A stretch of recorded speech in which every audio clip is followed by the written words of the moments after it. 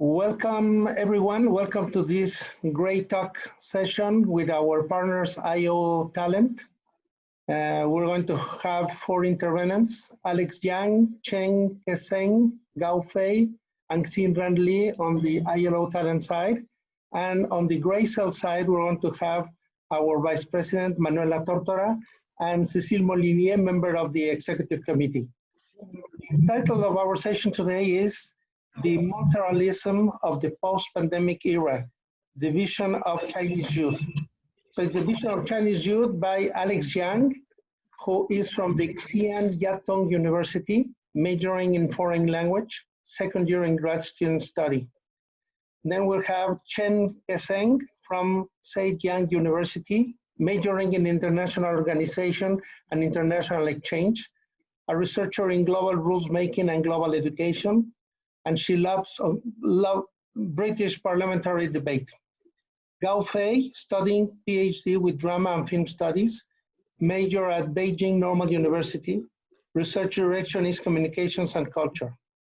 And finally, Xin-Ran Li, graduate student of University of Chicago, Harris School of Public Policy, got 2 bachelor degrees from Peking University, and one of them is in international politics, interested in international development and global governance. So Manuela is going to chair the session and animate it. So please, Manuela, you have the floor. Thank you very much, Alejandro, and welcome to all our guests. We have 28 participants, which is quite good, and I look forward to this discussion. To animate the discussion, I will start with my presentation, which is a general one, a general overview on how we, from Greycells and myself personally perspective, how we can see the future of the multilateral system. I will share my presentation, and then Cécile will follow with her own presentation that complements and goes a little bit far beyond what I will say on the institutional and political context of the multilateral, the future of the multilateral system. So let's see. I hope you can see it. Everybody can see the screen, I guess. Yes, yes. The rules of the game are always the same. Please write your questions or your comments on the column of the chat on the right side of the screen, so that then after the presentations, we can start the dialogue and comparing our views. The first thing that I would like to highlight as a reminder to everybody is that multilateralism is not an option. It is a necessity.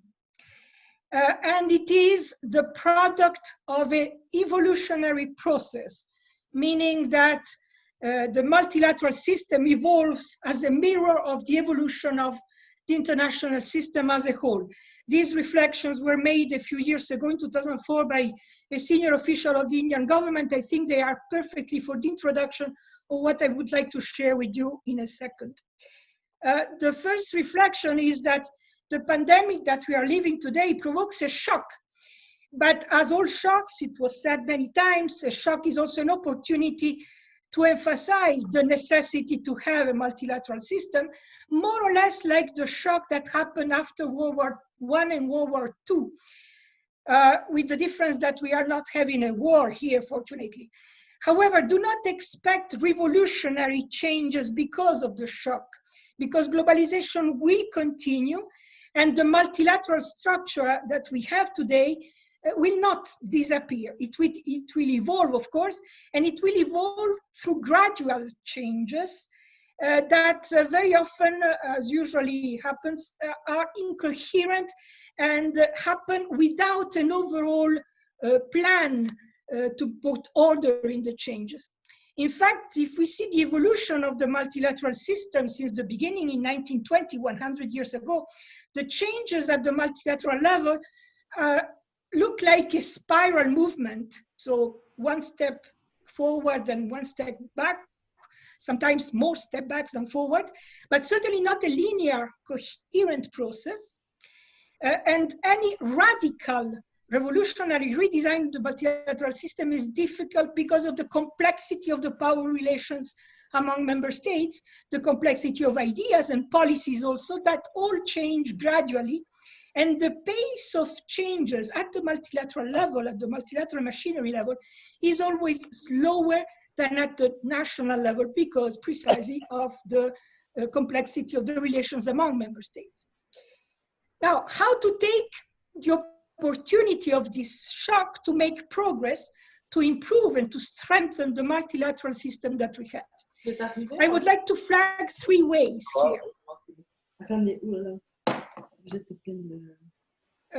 The first way is go back to basics. And basics here mean the values of the UN Charter of 1945. The values are still extremely valid today, in my view.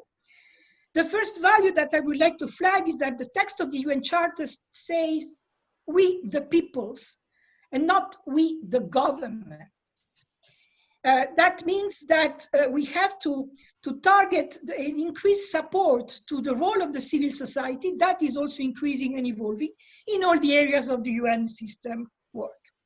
The second basic value is that multilateral organizations have to be at the service of global public goods and not be the instruments of the powers' foreign policy agendas.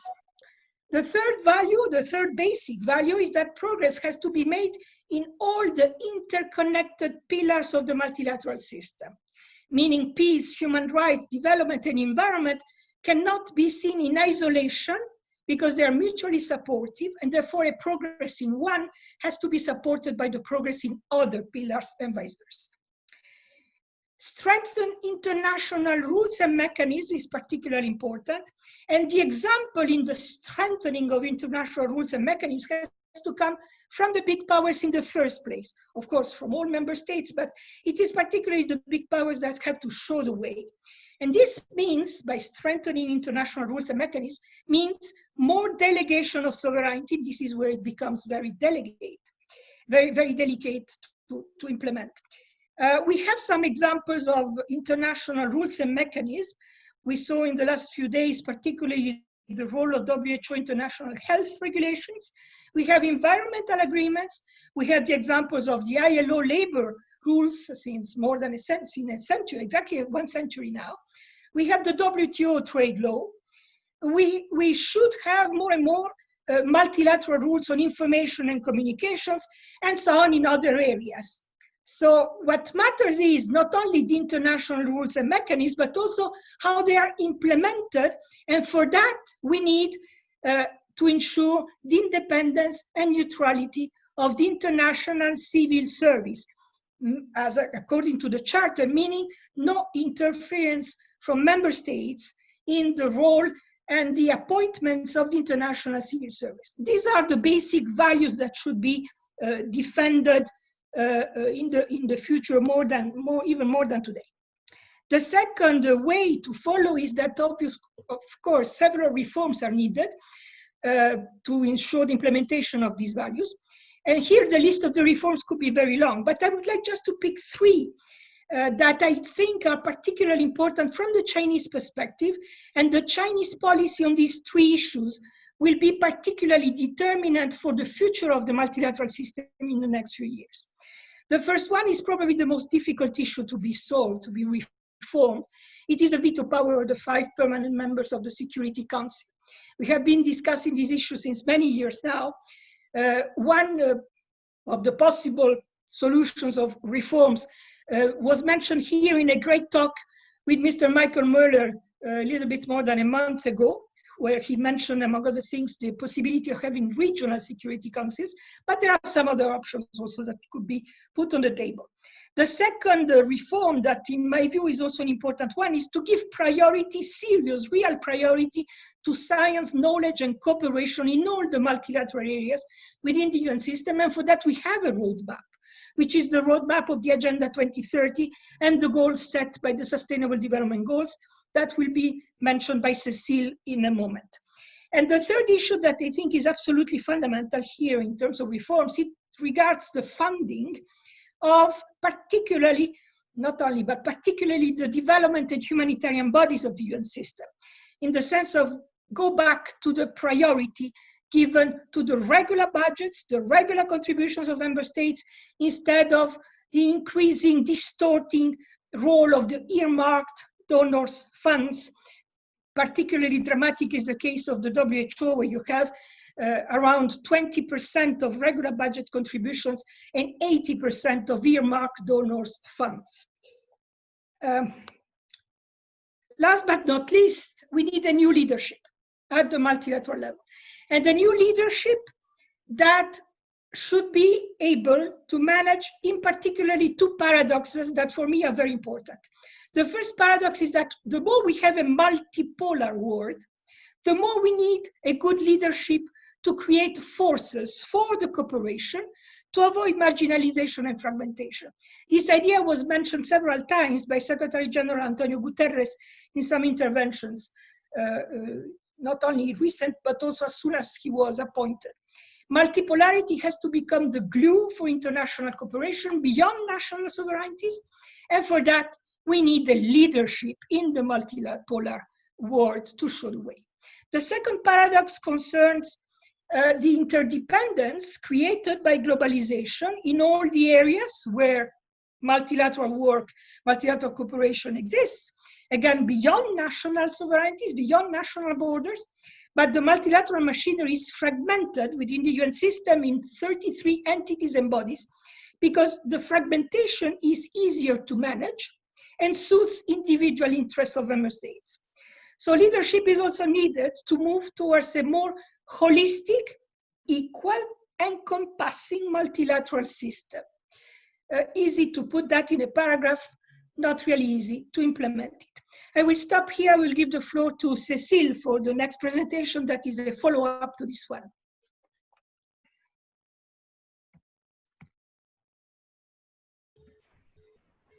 Yes, hello everybody, and thank you very much, Manuela, for your presentation, which I endorse 100%. I'm just going to add a few elements which will be more focused on the impact of the current pandemic on development, and with focus on the Sustainable Development Goals. So I will try to do what you did, which is to share my screen. Okay, so I assume you can see the cover page of my presentation, and the focus on the development perspective. A few elements that I wanted to highlight.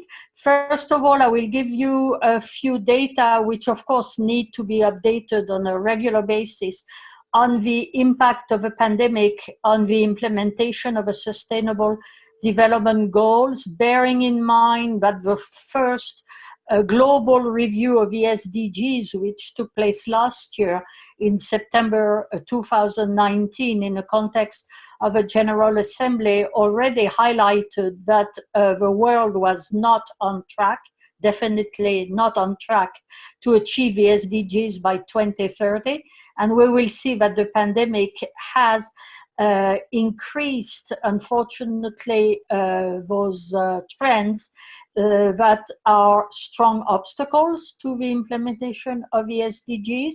I will say a word also about the shift in attitudes from the optimism of 2015 and the strong belief in win-win solutions to current debates at the national but also at the global level on trade-offs. A special focus on one of the most important SDGs, SDG 10 on inequalities, which is particularly highlighted now in the analysis on the impact of a pandemic.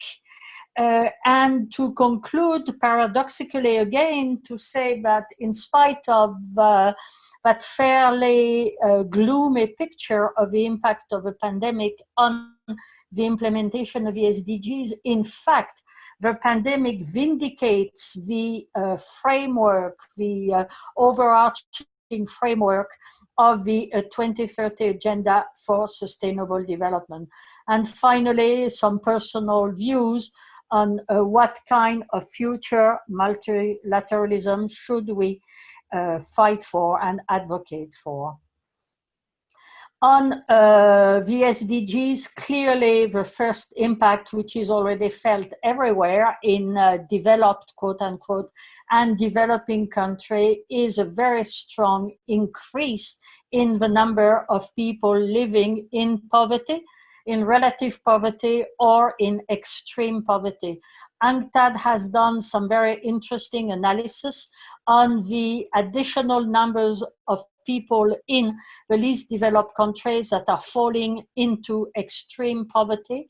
The same trend is visible also on middle income country, and also, and we can see it around us, in a high income country. You can find some projections, some estimates of the drop in global per capita income, which vary considerably.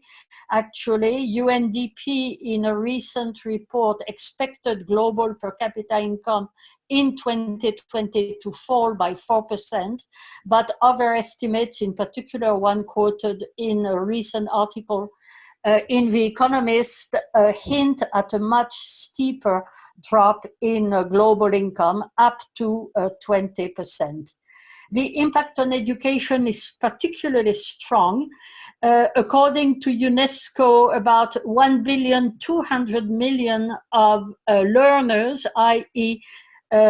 Children and adolescents going to school, have been directly affected by the lockdown and the closure of schools. That represents more than 68% of the total of enrolled learners. But as we will see later, when we talk about inequalities, the impact on learners has been different depending on their access to the internet. Other impact clearly on health, and those data which I noted about 5 days ago are already unfortunately out of date. There are much more than 5 million people who have been contaminated, and around 350,000 fatalities, and counting every day.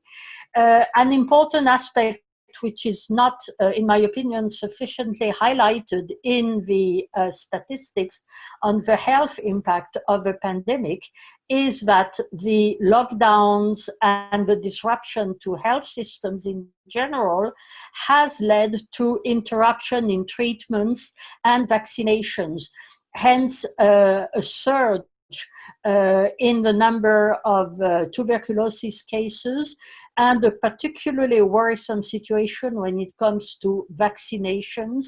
In fact, the interruption of vaccinations in the context of the COVID-19 emergency will translate, if it continues, into 140 people dead, essentially children, actually, for each COVID-19 casualty that is being prevented by focusing on that particular emergency. So there is a need, obviously, to rethink public health services and to ensure that taking care of the coronavirus does not lead to interruption in other essential treatments and services being provided. The income of a pandemic on gender, I will not dwell on it because it was the subject of an extremely interesting presentation a few weeks ago.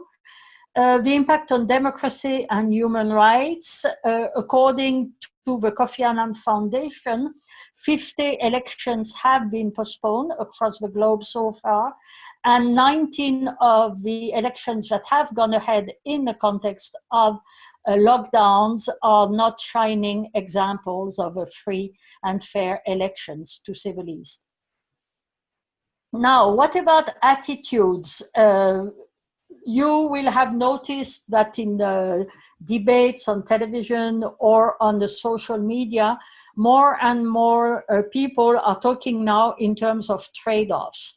The most obvious trade-off that has been highlighted over the last few weeks is the apparent trade-off between public health and economic growth. In other words, and to put it a bit more crudely, is it worth locking down the economies of most countries in the world to save the life of hundreds of thousands or a few million of people at risk? And when we say people at risk, those of us who are senior know that what is meant, first of all, is people over 65 and people who already suffer from a specific health condition. So that is the most glaring apparent trade-off in this particular context. The second is the trade-off between health, preserving health, saving lives on the one hand, and infringing on individual freedoms by enjoining people to stay at home and restricting their movements. After all, mobility is a fundamental human right, as we know. And the third trade-off, which was discussed interestingly in a recent Grey talk on the impact of COVID-19 on the environment, is precisely the apparent trade-off between growth in general and economic growth in particular, and the need to preserve and to restore healthy environments. Now, those are apparent trade-offs. What do I mean by apparent trade-offs? I mean that they are trade-offs which are highlighted by people who do not have or do not want to apprehend all of those elements of development in an interconnected manner. If we look at the first trade-off, public health versus economic growth, it doesn't take a number of high-level degrees to understand that people in good health are a prerequisite of sound and sustainable economic growth. The trade-off between health and freedoms, it's not a trade-off between freedom, between preserving health of individuals at risk and freedom, as much as a trade-off between protecting people at risk and behaving in a responsible manner, which is certainly not incompatible with the exercise of individual freedoms. And the third apparent trade-off between economic growth and a healthy environment has already been addressed, in particular by the ILO and UNEP, but also by a number of experts outside of the UN, pointing out and showing the way towards what we call a green growth or sustainable economic growth. In other words, there are growth models that could be implemented and that would respect planetary boundaries. Now, what is important, in my opinion, is to promote, encourage healthy, evidence-based and open discussions around those issues, not only at the national level, but also at the global level, in as much as we are talking, in fact, about global public goods. And global public goods are best discussed and agreed at the global level before they translate into national policies. And this is where I would like to take us back to Agenda 2030, because the premise of the Agenda 2030 for Sustainable Development and the Sustainable Development Goals, which are an integral part of the agenda, is that each of the goals can only be achieved in conjunction with the others. It is a framework that is interlinked, that is holistic. It is a framework in support of the common goods and equity, as Manuela has already mentioned, and it rests on fundamental core values, one of them being equality, the second one being human rights, and the third being sustainability. Just a few words on the impact of the pandemic on SDG 10, which has to do with inequalities. As you may know, the latest UNDP Human Development Report, which came out at the very end of last year has to do with inequalities.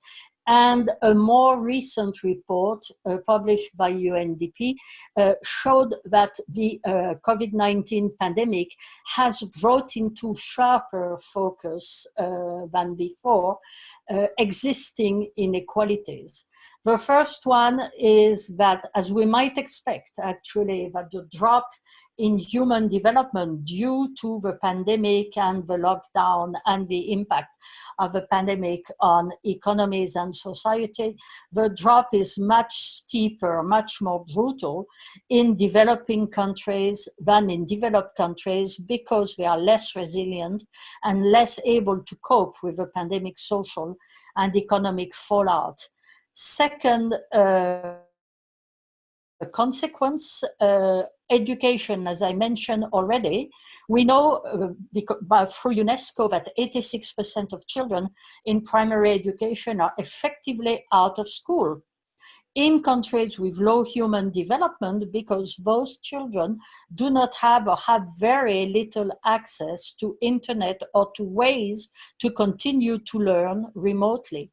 Whereas children in developed countries having access to modern information and communication technology have been able to maintain a link with education and with learning, although it's important to note and even in a city like Geneva, where we live, the impact of closing down the schools for 2.5 months is different depending on whether you are a child of a wealthy family, and there are many of them in Geneva, true, or the child of a family who lives on the fringes, let's say, of poverty, and many of those children have not been able to access any kind of learning.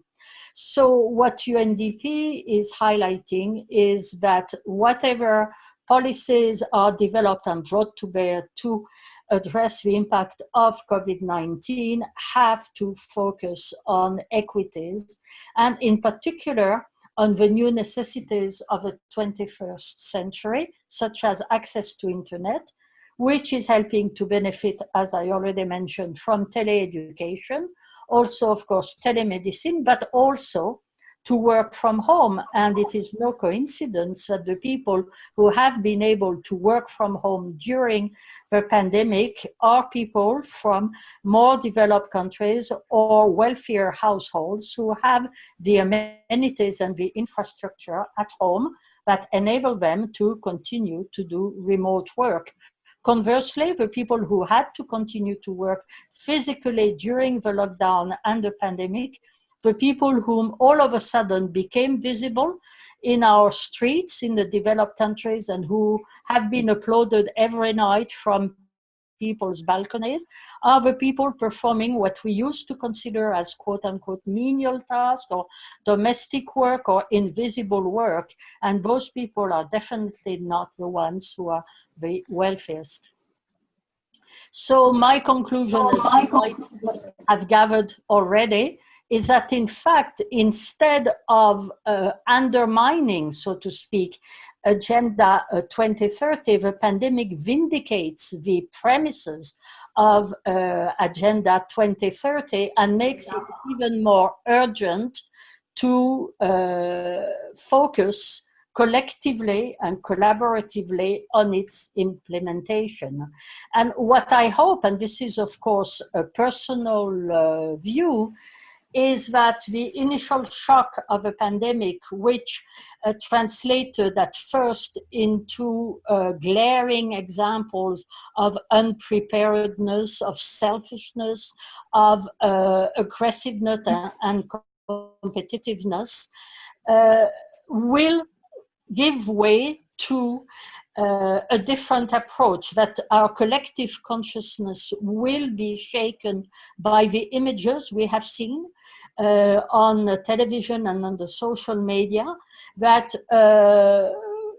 those images will actually show us what not to do and by inference, so to speak, what is needed to do to recover sustainably from the pandemic.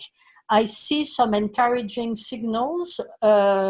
For the first time ever, for instance, the European Union has agreed on the outline of a common EU recovery package, which is built on solidarity between the more prosperous and the less prosperous countries of the European Union. There is a general call to reprioritize global public goods and re-energize collective action, and to show, in fact, that multilateralism, as Manuela said in her very first slide, is the only viable and sustainable approach to reconciling human beings with nature and with one another.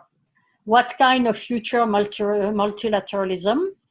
One that is people-focused, that puts people first, one that protects global public goods, and that is strengthened and underpinned by coherent public policies. Thank you.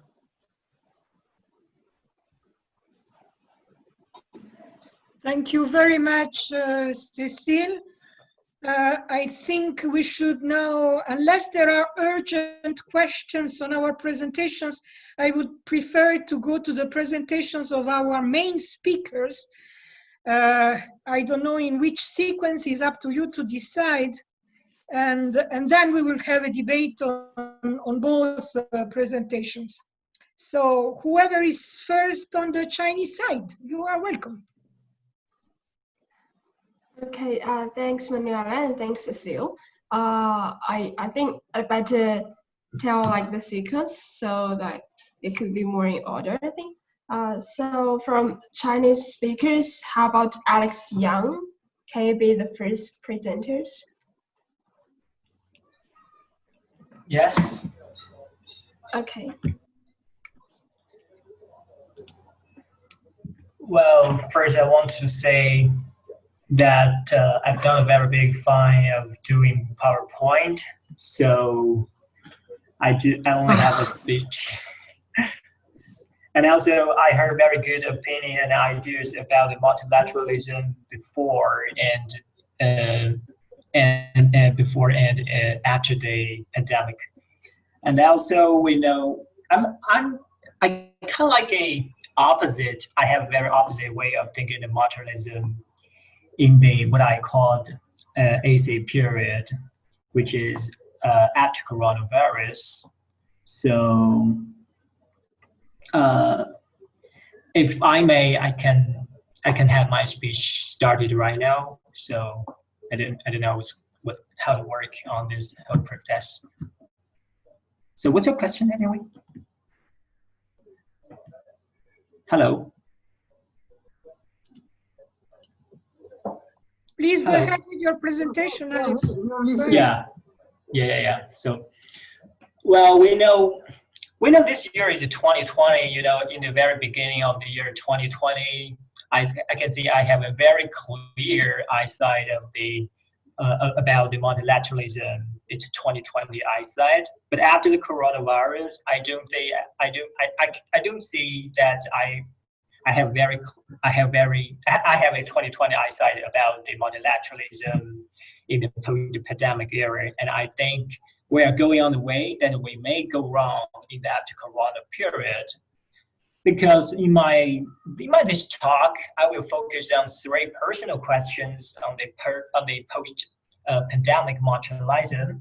The question 1: if China is the factory of the world, therefore, when China stops providing the world in the COVID-19 outbreak, as what I've seen in this pandemic, is the multilateralism evident in its weakness? And the second question goes to, albeit we are holding true that multilateralism works fine before coronavirus time, the current situation we are in, more unexpected challenges derived of pandemic push the nations, the way that is more self-preserved. So does it mean the role of today's multilateralism-based platform such as United Nations, World Health Organization, list goes on, are they going to be used for, or are they going to be obsolete? And the final question is about on the two great powers beside the Pacific Ocean.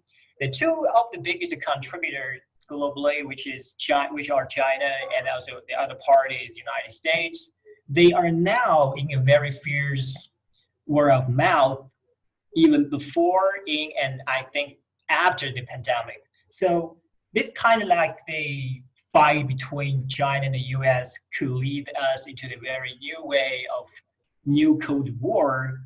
If that situation becoming true, where is the way out of the multilateralism in such situations? So in terms of the first question, we know after 40 years of reform and opening up, China now has already ranked the second biggest economy globally, and is now considered the world factory already with the most completed manufacturing category. But in COVID-19 pandemic, we are also seeing the devastating ripple effect by the status quo, by what China is doing and what's the feedback from the other nations around the world. When China was out of operation, I see the world nearly stops normally working. In my view on the multilateralism, it should be two-way working with the globalization. It should be in a very collaboration and cooperation with the pace of globalization. The globalization underpins and benefits more to the multilateralism. Yet, in the crisis of pandemic, this couple of globalization and multilateralism also be a drag to the increasingly globalized economy, especially what we're seeing in this pandemic of the COVID-19. But in the meantime, the platforms such as the World Bank, International Monetary Foundation, gave their very negative outlook of the economy in the rest of the year of 2020. So what's happening in the region, the European countries that we see from the news clip, from some report, that we see the future of the future of their own country in Euro region, in terms of the economic growth and stability, they are at risk. The current supply chain is more at risk than ever in human history.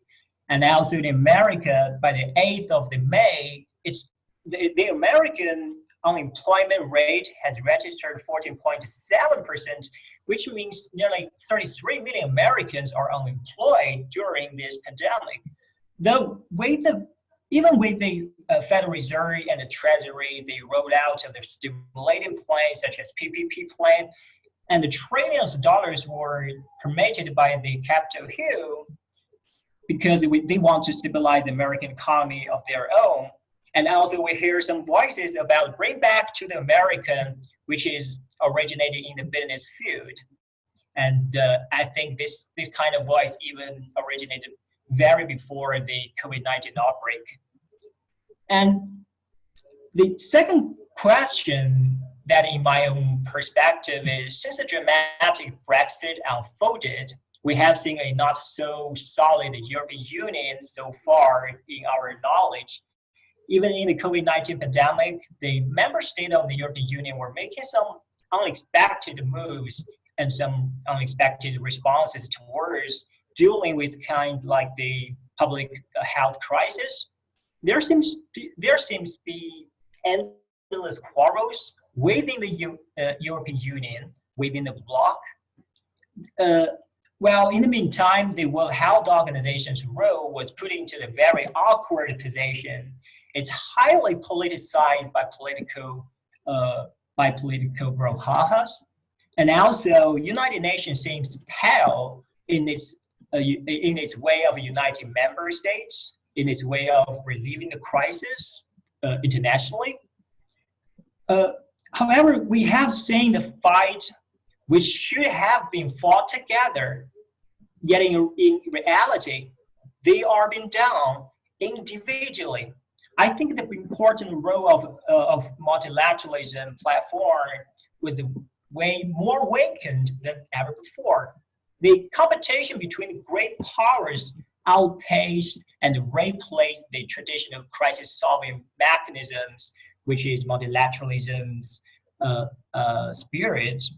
Today's world is running more like we are playing boxing game, which is determined by the nation's own power, hard power or soft power.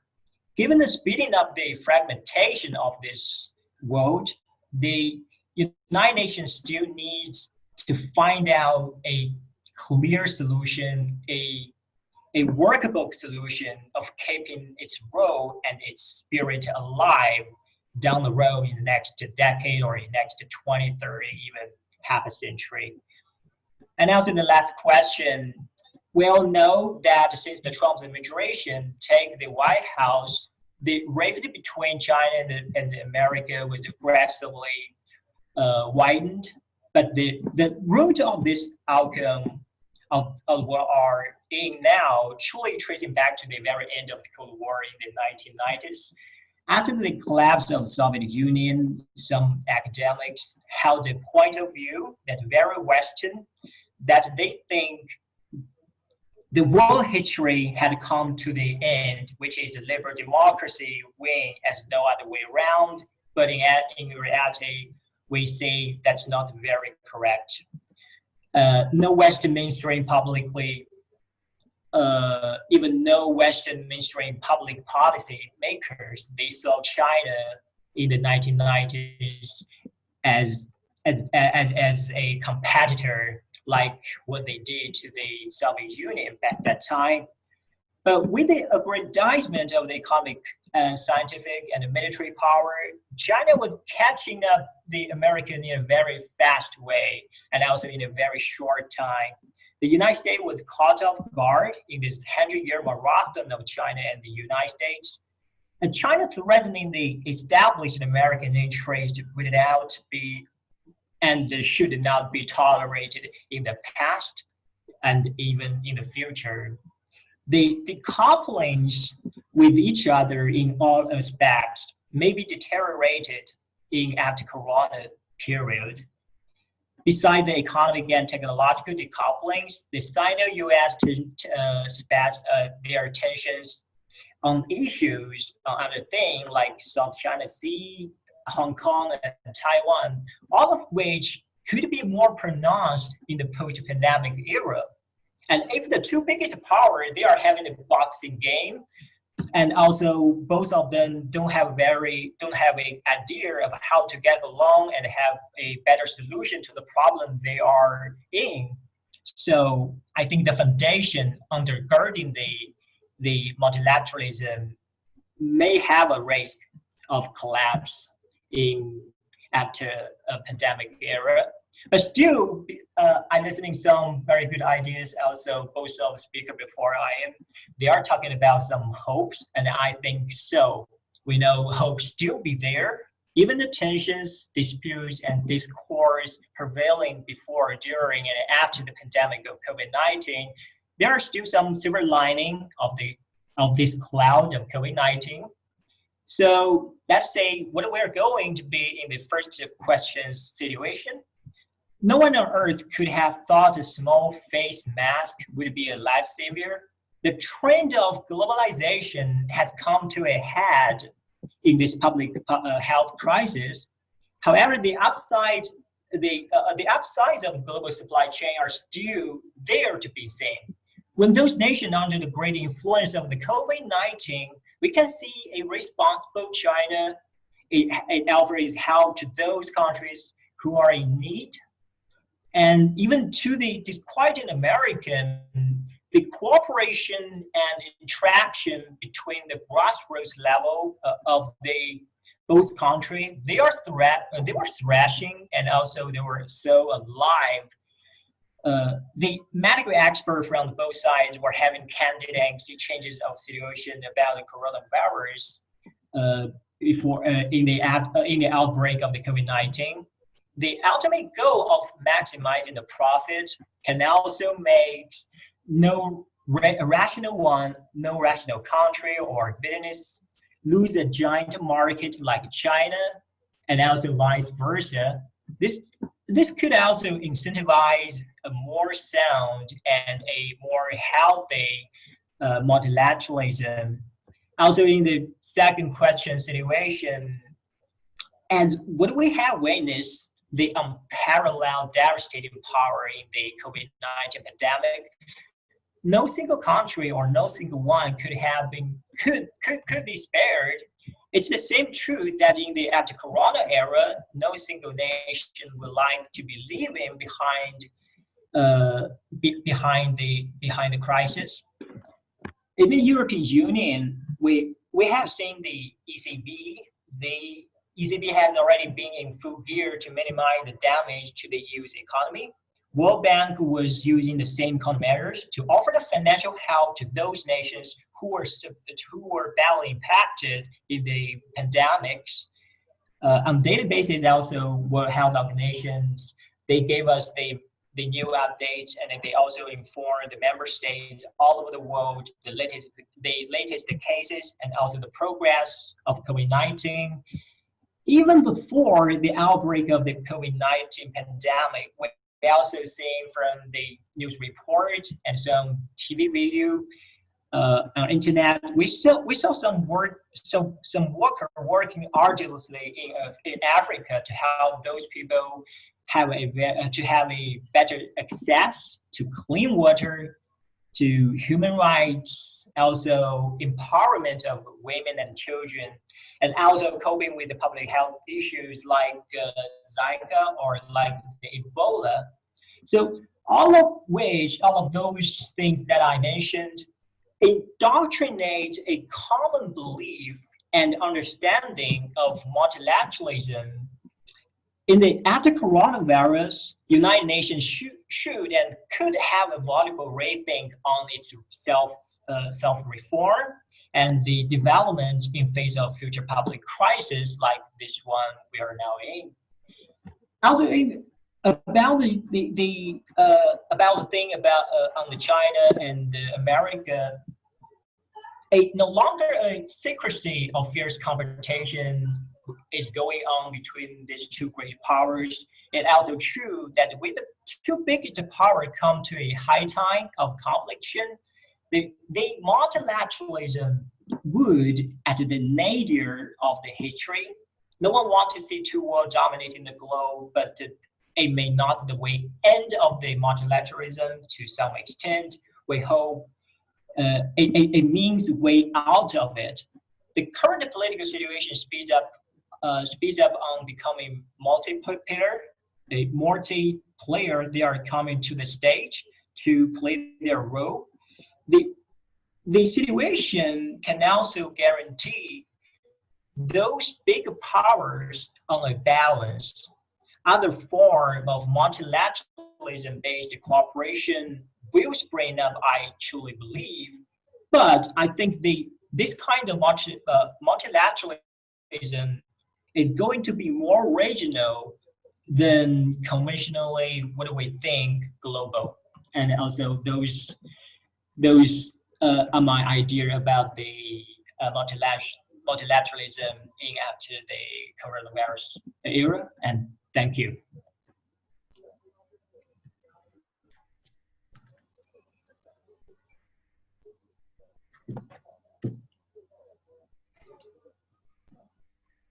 Thank you, Alex. Who is next on your side? How about we invite Chen Kezhen?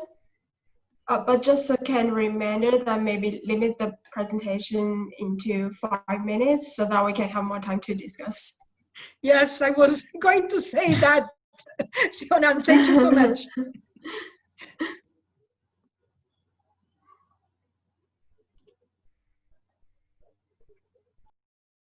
Kezhen, please. Okay, I will share my screen.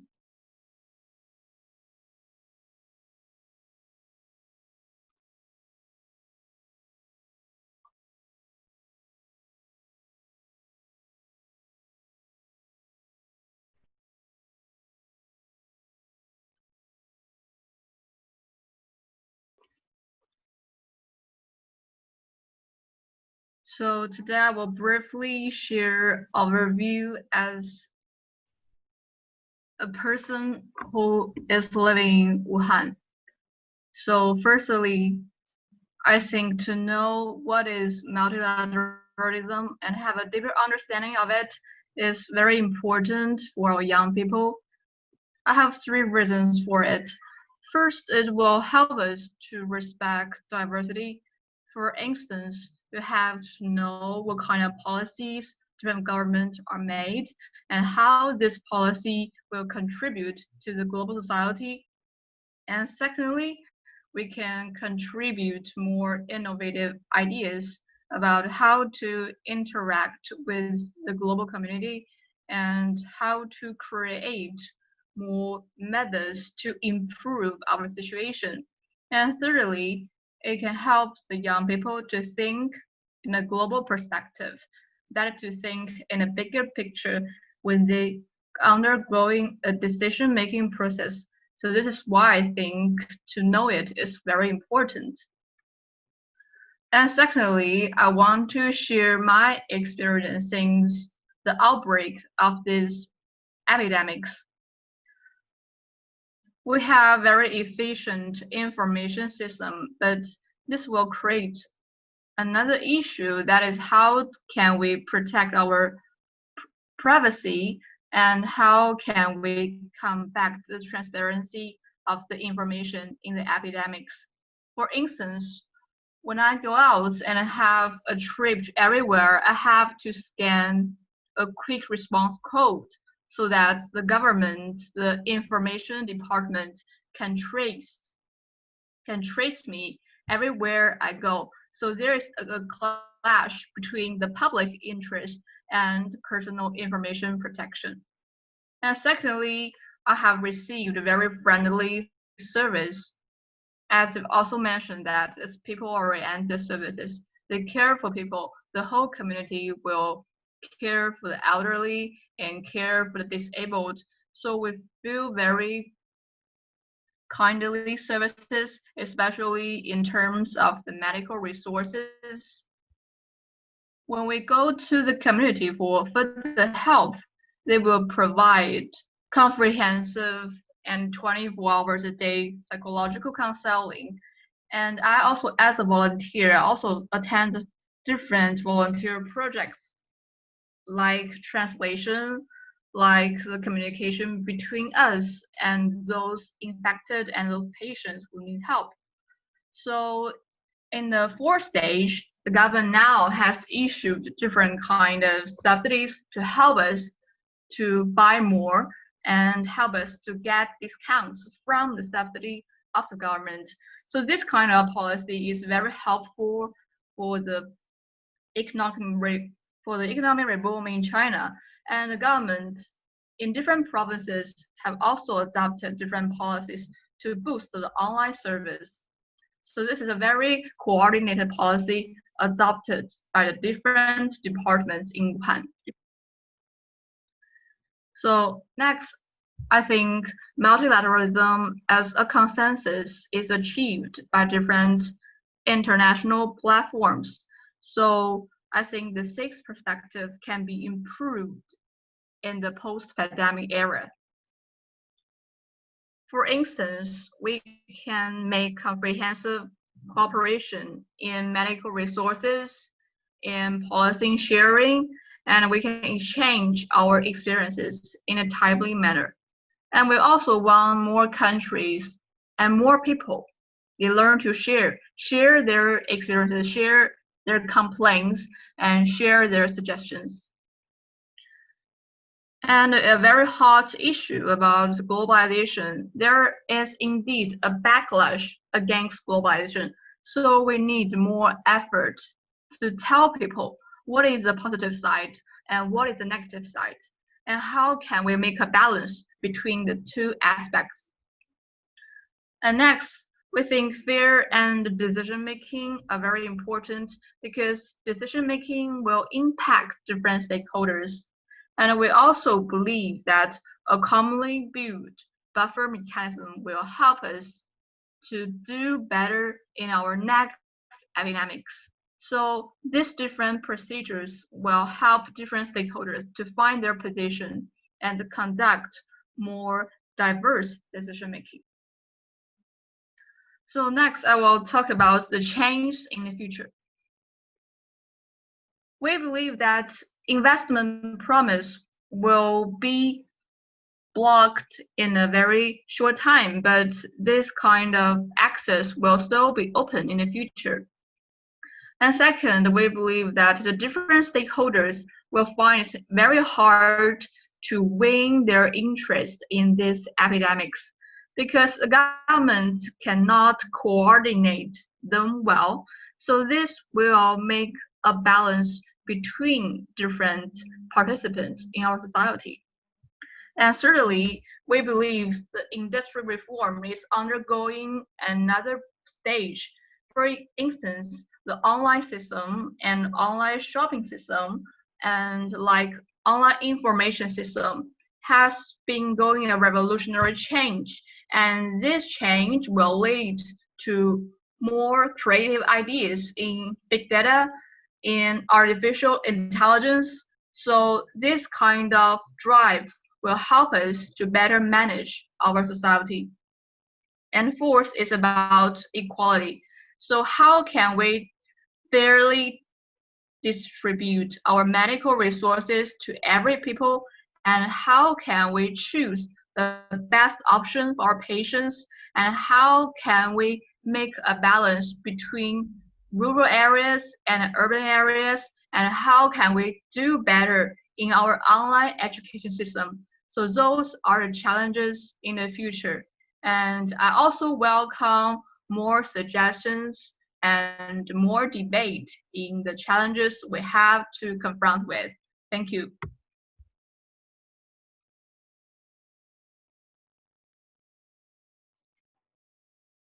Thank you, Kajun. I think now I would invite Gaofei as the third presenter. Okay, thank you. I think in the huge challenges of epidemic have promoted the changes in the working methods and the lifestyles of countries around the world. When our lives and work are transferred to the internet space, the traditional political meetings have been further transformed through the internet, like our the internet itself is also undergoing structural and functional changes. On the other hand, the internet has promoted the open dissemination of the information by various countries and organizations, and it has further strengthened the cooperation of multilateralism. However, we also see the proliferation of the populism. We do not require all expressions to be consistent, but we find that various platforms on the internet lead us to be led by some fake news in free discussions. The diversity of expressions among the people of various countries make people reflect on how to post the epidemic area.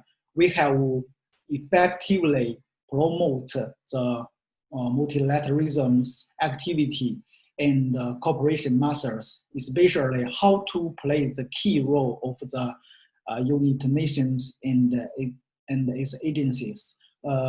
This has created a huge information gap for countries that do not have full international access. Multilateralism has many obstacles in accessing and helping the internet because of more political factors. So first, I think the international organizations maybe can promote the media literacy of the world citizens, like in the in the poor countries. The media literacy is not just about the youth participation in the expression of media, but more importantly, how to criticize the reasonably, so as to promote more understanding of science in the knowledge and transform it into productivity. The priority to science knowledge in cooperation in all material areas like SDGs promote the improvement of media literacy in a way that focus on public health. Because the improvement of media literacy seems not so easy, but people will first pay attention to their physical health. Public health not only become an important topic in the post-epidemic period, but also make people pay attention to the mental health. Therefore, it is necessary to pay attention to not only to the epidemic, but also the mental health during the post-epidemic period. The second, we should strive to narrow the digital divide. The UN Conference on Trade and Development issue a report like its Digital Economic Report 2019, and it is affects different countries in different ways, but the knowledge gap and the information gap on the people in each country continue to expand the digital divide. It is also expanding. So moreover, for millions of people around the world, access to cultural through the digital means remain out of reach. According to the UN's International Telecommunications UN, the 98% of population of developed countries use the internet, whereas just 14-17% of the population of developing countries. So I think in the and also in the 19 UNESCO publication, I'd blues if I could product under the aspects of the global partnership illustrates that women are not four times less likely than men and to be digital literate. So every government maybe needs policies based to regulate the digital economic in order to achieve various public policy goals, especially they maybe should help the women's in the poorest countries. The third, I think the arts education is being recognized as a key part of comprehensive education, because art education advance learning outcomes and help learners build new skills in times of crisis. Art education is particularly variable, inspiring creativity even in confinement, providing physical support and building connections between people and communities. Art education also has deep and long-term benefits for learners. It helps to meet the diverse learning needs of children, paves and the way of lifelong learning and foster the cultural diversity, which include advanced learning outcomes in the acquisition of new skills, benefit learning all ages, like music, drama, and dance. For example, the UNESCO supports two forms of art education. The one is learning the arts, teaching and the learning of the visual and the performing arts, and the learning through the arts integrating arts into education to improve the enhanced learning. And the art education also enhance in a cross-cutting manner the achievement of sustainable the SDGs, particularly the SDG 4 on quality education, and the SDG 5 on gender equality, and the SDG 8 on enhancing the opportunities for decent work and employment through the cultural and creativity and conflict mitigation and peace building in the spirit of SDG 18. To promote the effectiveness of multilateralism through culture, its effectiveness does not seem to be as direct as politics, and it may not be to promote the effectiveness of multilateralism. However, attention to the internet, knowledge and education can enhance people's media literacy and allow them to enjoy the well-being of the world's development as much as possible. That's all. Thank you. Thank you, Gofei. Before we will have a discussion, I would invite Li Xinran for our last presenter. Hello, everyone, and I will share my screen. Okay. Actually, I think this epidemic really has a great impact on multilateralism. And first, from an economic point of view, the epidemic has greatly reduced the trade and transnational investment between countries, and also disrupted the normal operation of the global production chain. And the sharp rise in unemployment in many countries is likely to lead politicians to increase their exclusion of immigrants and labor, thus ensuring the employment of their own residents. And besides, from the perspective of politics, the different ways of coping with the epidemic in different countries have caused many people to compare and discuss the advantages and disadvantages of distinctive political systems, which further intensifies the contradiction between countries with different social systems. In addition, there are conflicts of interest between some countries on the origin of the epidemic, emergency supplies allocation, and also other issues, which make the already tense global relations even more shadowed.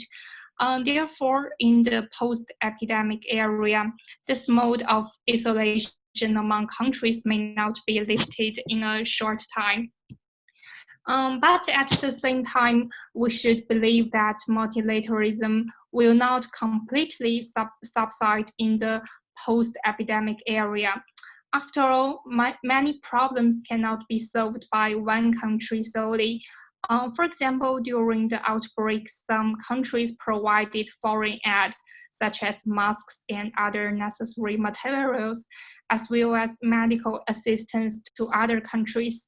And besides, some underdeveloped countries, such as those in Africa, have to rely on the help of the international community because it is difficult to recover from their own efforts due to limited local resources.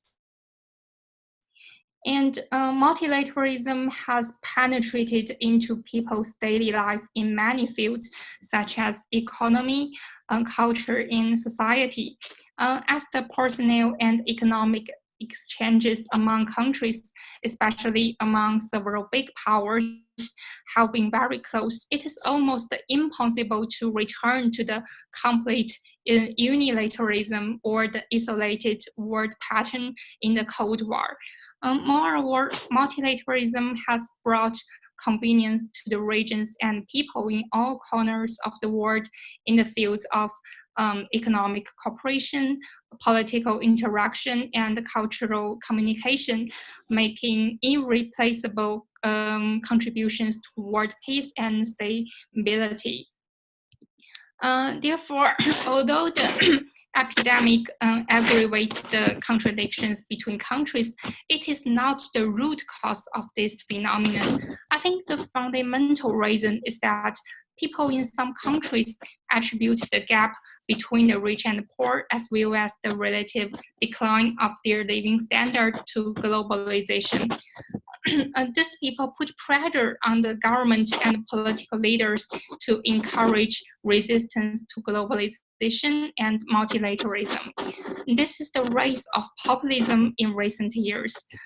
Therefore, I think if we want to protect multilateralism from further weakening, countries need to first solve the problem of internal imbalance between the rich and the poor, so as to change some people's negative attitude towards multilateralism, rather than shift the problems and responsibilities such as unemployment and economic downturn to the globalization.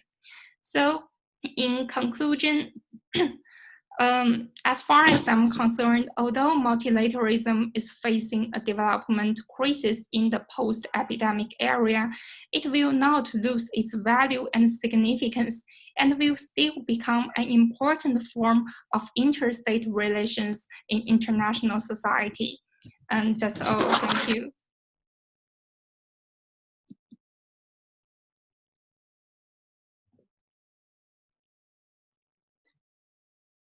Thank you very much. Is this the end of the Chinese presentations, I think? Yes, Manuela. Yes, this is basically all like for the Chinese opinions from different angles. Thank you so much. I think we have many things on the table, many ideas, and certainly I'm sure many reactions and comments from both sides. I mean, the Greycells side as well as the Chinese front. I would like then to open the debate, as I said, using the conversation chat column on the right. But just one sentence from my side to open the debate. In the last slide that was shown by Shinran, we saw a lot of flags from many countries altogether, but I was missing the UN flag among all the flags. We just say that for the time being, and then the floor is open, and I have already a comment or a question by David. Mark, could the speakers please comment briefly on the following thought? Multilateralism can thrive among countries that have successful track record on reducing inequalities within their populations. And multilateralism loses ground when inequalities at the national level increase. You may like to pick on that. And in addition, a footnote to that, David, if I may, I found since the beginning, since Alex's presentation and all the others, multilateralism in Greycell language, so to speak, I mean, as it was presented in our two presentations, refer to the multilateral system, meaning the UN system, which is the only multilateral system that we have on this planet. While you seem to interpret the word multilateralism as confusing international relation system, which is something else. Sometimes it was synonymous of globalization or just cooperation among countries in general. So we have a difference of language there that leads to different visions that I think should be taken into account. I will stop here, and so we have David question for the time being, and Geshe comment on Alex's approach. Maybe Geshe, you would like very quickly to say what is your comment there? Okay, thank you. And thanks to all the speakers. It was really enlightening to see the different approaches that you all take to the theme. And even if we have maybe indeed a different way of using the word internationalism as opposed to multilateralism and so on, I was impressed by what came together, especially as it all really ended up with an harmonizing approach I felt with the last speaker.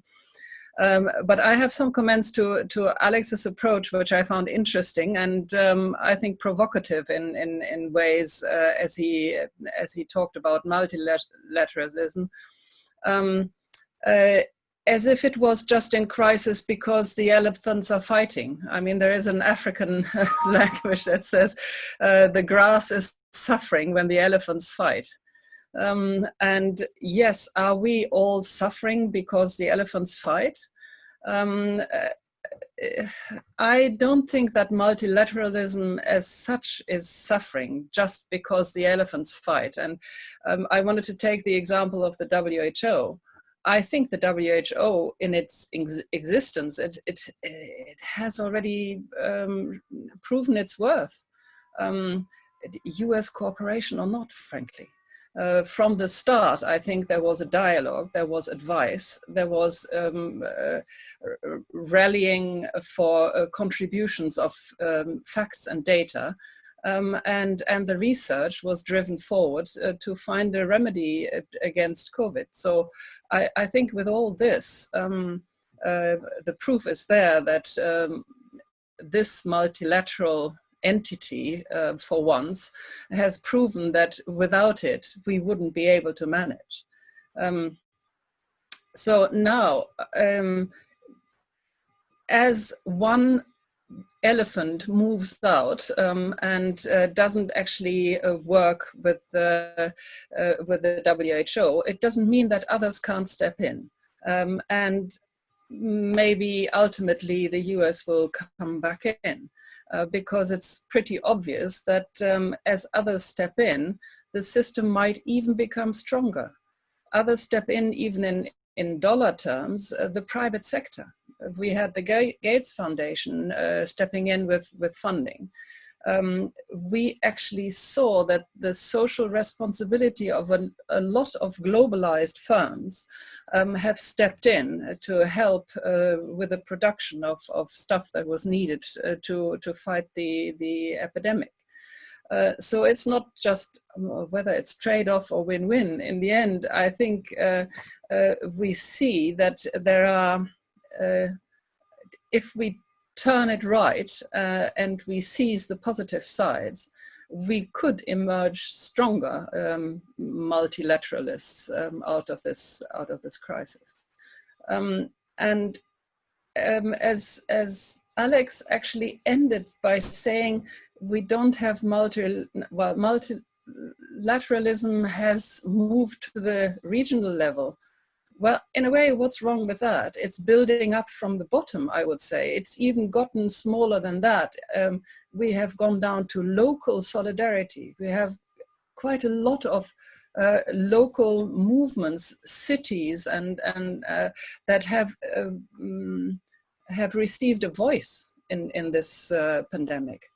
They have said, but our situation is slightly different from yours and this and that. And they have started analyzing. They have started saying, but we need this, that, and the other, and made these claims. And then the federal level or whatever the next regional level is, have had to find replies to that. So even the EU, a bit late, but has found replies. And so, yes, there is a solidarity that is almost grassroots-born solidarity in this, and for me it is not standing against, it's not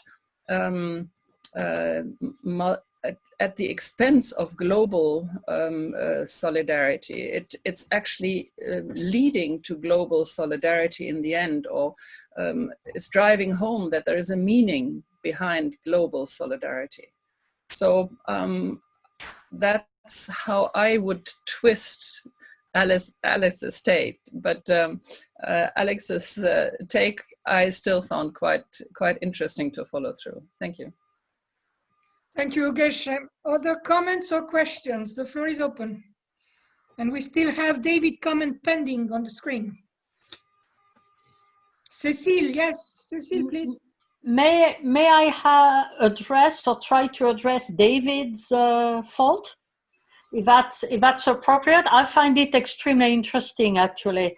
And David, I think you take us back to the discussions we had in our previous Greycells dialogue on the 100 years of multilateralism and the independence of the international civil service, where we realize that the biggest threat to multilateralism is nationalism, in fact.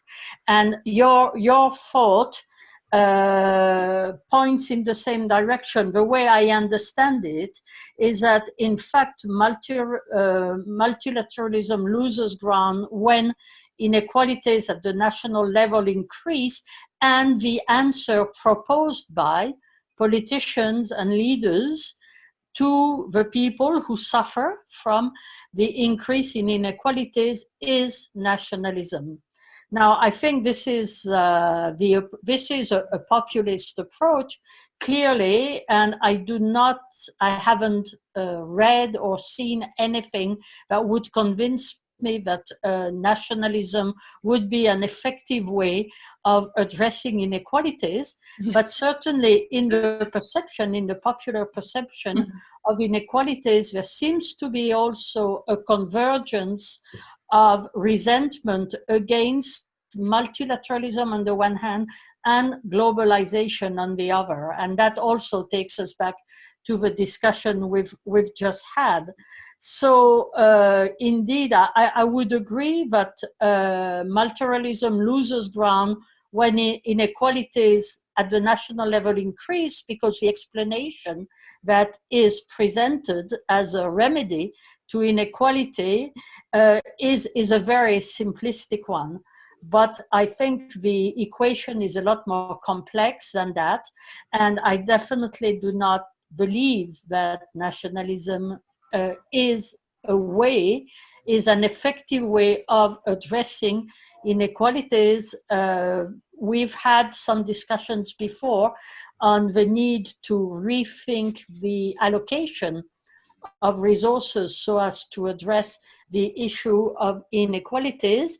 And a number of inequalities have their root causes in phenomena that transcend borders. So clearly, I do not see any sound or sustainable answer to addressing inequalities that does not rest on a multilateral and cooperative approach.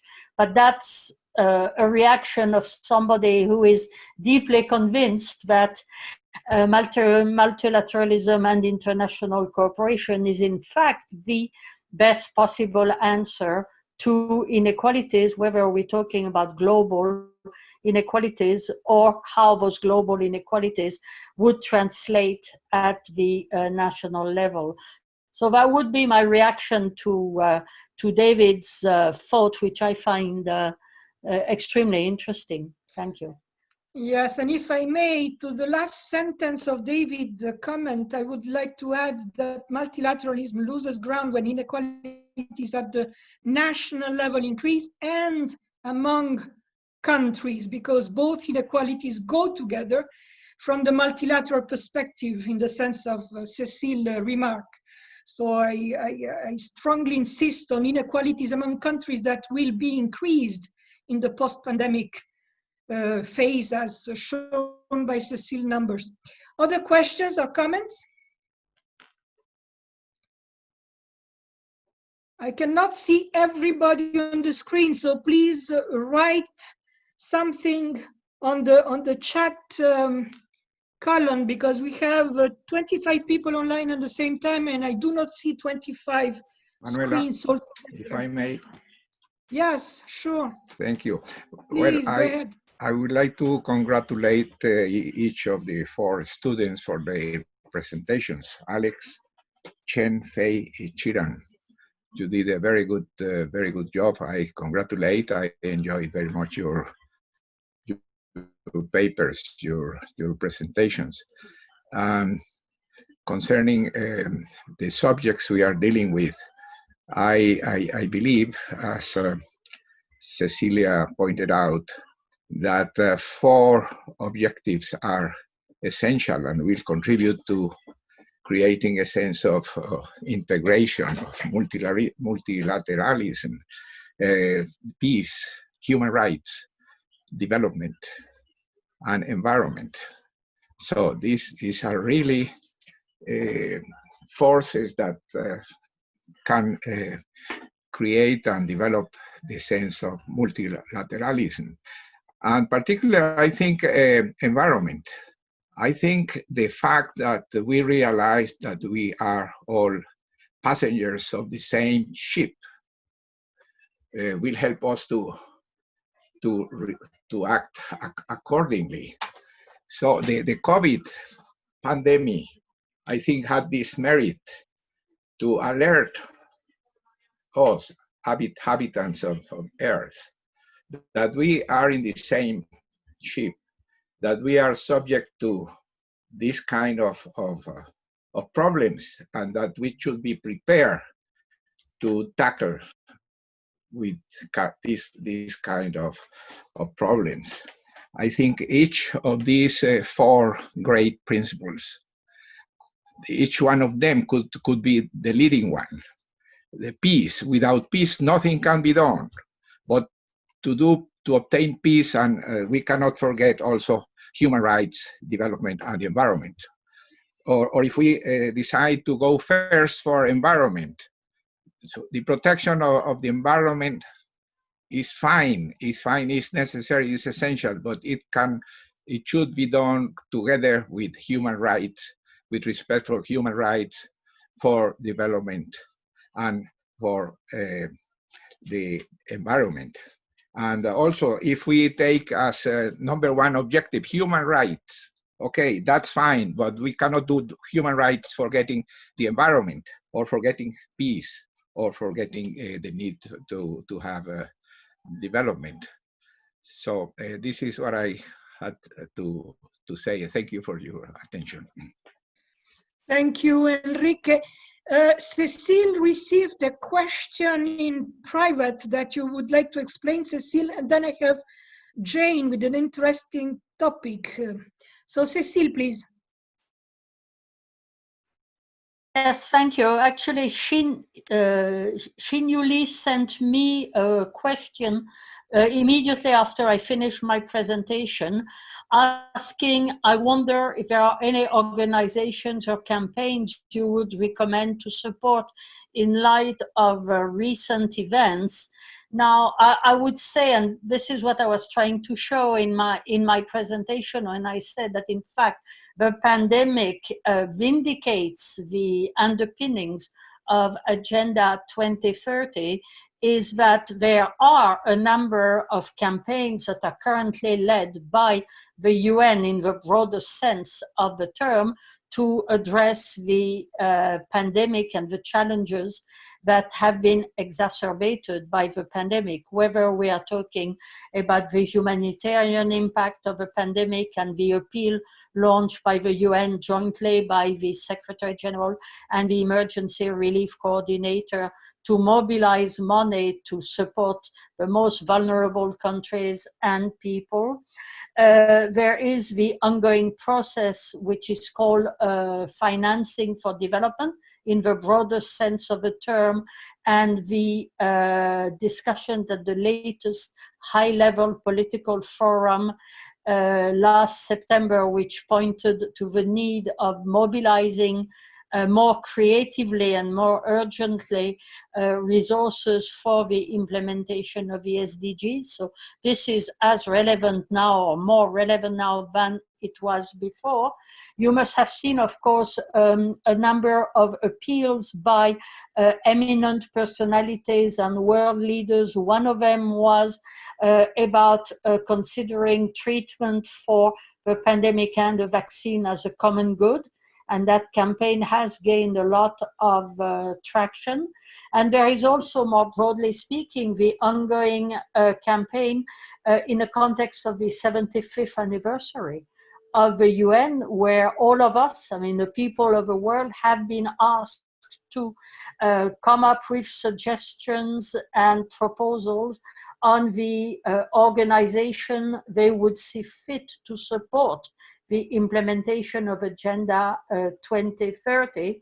And this is probably the widest ranging campaign to reactivate, re-energize multilateralism.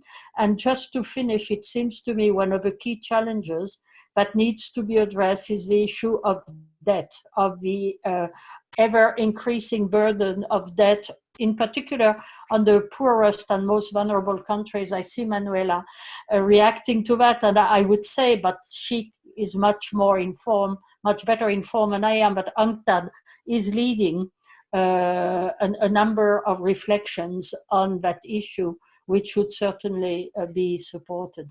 Thank you. Thank you, Cecile. Jane has an interesting issue here.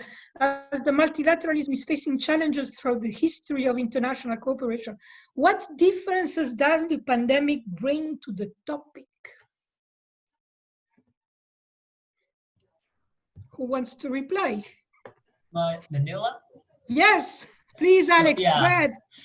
Yeah, I saw the James question, and I have some words toward this question, because when we're talking about the challenges that we are in right now, people think that's a very bad thing. But I kind of like using the philosophy of very Chinese style, which is challenges. What on the one hand means, on the other hand, we have some opportunities toward these challenges, which means we can use these challenges, these kind of like unprecedented challenges, to really think how to reform, just like the UN, how to reform a WHO to make it better, better used in solving the problem like this. Just like when I was in lockdown for nearly 3 or 4 months, I read some books. It's a very good opportunity. I think it's a golden opportunity to find the truth, and also to have a real time to say things in a very different perspective. Because sometimes when we are staying in a crisis, it also can spur us to think very proactively, to think from the bottom of the heart of the solution. And also, I think opportunity is my answer towards Jane's question. Thank you. Thank you, Alex. Yes, opportunities and challenges are probably the most quoted words in the media all over the world these days. But in my view, they do not mean anything if you do not put some content on it. And this is what I tried to say at the beginning of my presentation. Yes, we are living through a shock, which is more or less the equivalent of the opportunity of the Second World War, 1945, and also 1920, when the First World War ended. The shock is similar, not exactly the same. It is not as dramatic as that because there is no destruction. But if opportunity is not based on solid values and goals, it's an empty word. At least in my view, there is no point in repeating challenges and opportunities in old sentences. Tell me, what are you going to do? In which direction we are going to build the opportunity? Other comments and questions?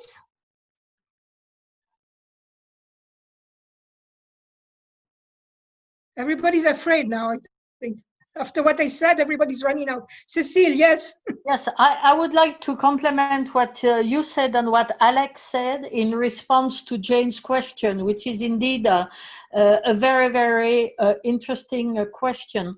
My sense is that the pandemic has exacerbated, or it has brought into very sharp focus challenges, sorry Manuela for using the word challenges again, but challenges that had been confronting multilateralism for a number of years. In your presentation, you highlighted one which I find particularly interesting. It's the issue of the pushes and the pulls when you look at multilateralism.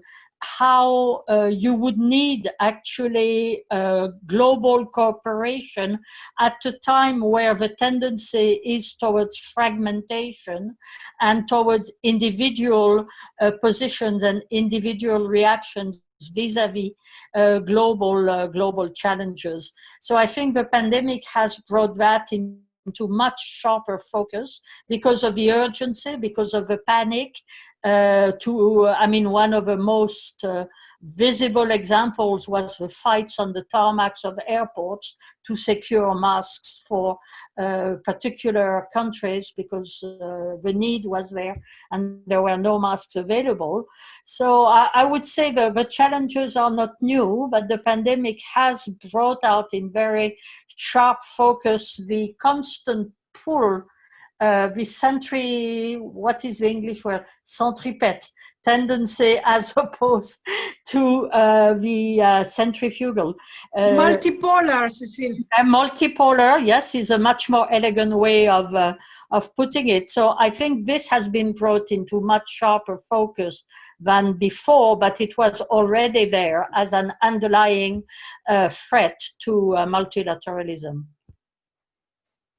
Yes, thank you, Cecile. There is a provocative, in the good sense, David's remark right here that opens the door to many other topics that were not really developed in the presentations, lack of time, and I think we should go back in another opportunity, again, the word comes back in another great talk, to address some of them because they are very broad. I mean, human rights, common goods, international standards, money versus the role of money and technology, climate change. Each one of them is a great talk per se. So I would like to share David's invitation to our young presentations, our young speakers to look at these topics per se in the multilateral setting, but multilateral meaning the multilateral machinery, the UN system, not the international system altogether, which is a too vague setting to address properly these issues. And I would like to add two issues to this list, two urgent issues that will have to be addressed in the next few weeks and months at the multilateral level and at the international level. One is the funding and the debt, the external debt of the poorest country that Cecile just mentioned. The UN at UNCTAD in particular is advocating for not only a moratorium of the debt, but a cancellation of the poorest country's debt altogether. So this financial issue is absolutely key to have some sort of recovery, not this year, but in the next 2, 3, 4 years at the global level and the poorest countries in particular. And the second one is the issue of the vaccine. Once we have the vaccine in the next few months, hopefully, then the issue is, okay, who finances it, how, and how is it going to be distributed, particularly again among the most vulnerable countries that needed more and do not have the resources, the financial resources to finance an expensive vaccine. So these are, from my perspective, the most urgent things to be solved at the multilateral level and at the international level, which is a different thing, immediately in the next few months. I don't know if we still have time for another question or comment. We are supposed to close the great talks at 3:30, so we are already 15 minutes beyond, but that was expected because we had many ideas and intense discussion. So I hesitate to go ahead, but really I would like to invite everybody to pick one of the topics that was mentioned by David or myself or anyone in the presentations, and to look at it in a more deeper way in the next great talk with you, again with the idea to share, to compare our vision with your vision, if you agree, of course. I would like to go back to Sionan on that. Sionan, okay. What do you think? Yes. Sorry, just Xiran, you want to reply something? Yeah, go ahead, please. Answer the questions of the David briefly. I think that he also mentions the human rights. So I think as the young people, and I think we should have broad mind and pay more attention to the international affairs. For example, the human rights, we should also we should also think that how to protect the human rights, not only in our own countries, but also in the other countries, how to try our best to change the living standard or the living condition of the vulnerable groups in other countries. So I think as the young people, we should try our best to broaden our minds and try our best to make some contributions to the multilateralism. Yeah, that's a very brief answer to the David question. Yes, thank you very much, Simran. A footnote also, all the papers, so the 2 Greycells presentations and the 4 IO Talent presentations are available in our website immediately below the post announcing this great talk. So you will find them in our website and you can download them and share as you wish. Of course, no intellectual property here. Other questions or comments? Alejandro, I think I will give you the floor. Thank you very much, Manuela. Thank you very much to all. I think we really had a very interesting and enriching, great talk today. I think we have material to discuss hours and hours. Possibly we will take care of many of the issues in future great talks. To me, it was really a true intergenerational, intercultural dialogue with some lights of optimist approach and some lights of realistic approach. I had my own. I refrained to asking any questions because there were too many interesting. But if I go back to the event that we had in our dialogue last year on the birth of multilateralism, the League of Nations and United Nations, this multilateralism as we know it was born and shaped after 2 world wars, World War I, World War II, and the winners of the war and the elephants that were stronger at that moment, as mentioned by Geisha. So I wonder now, everybody's calling and screaming for a new multilateralism, taking the lessons of this COVID-19 pandemic. And I wonder how the powerful, the elephants in the ring would be able to change this.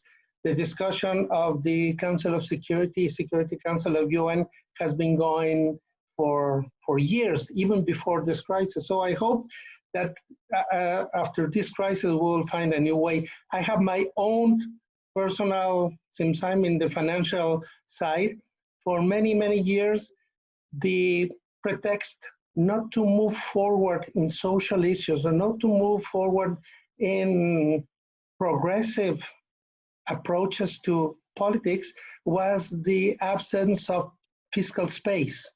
And now I'm afraid that with the economic slump, with this crisis, fiscal space in most countries, even in rich countries, have reduced.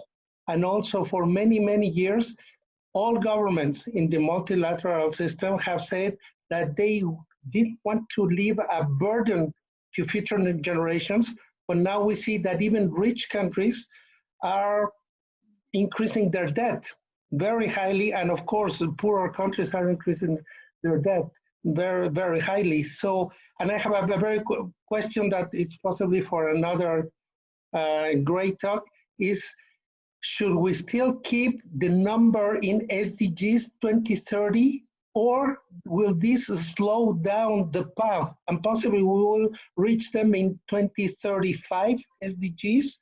I haven't heard any reflection on the impact, on the length and the extent of the approach. We all agree on the objective, but I think that this coronavirus thing will change the time frame. So thank you very much for attending, and this will be put tonight in our YouTube channel and in our Greycells webpage. Thank you very much to all, and have a great day. Take care, stay safe. Bye.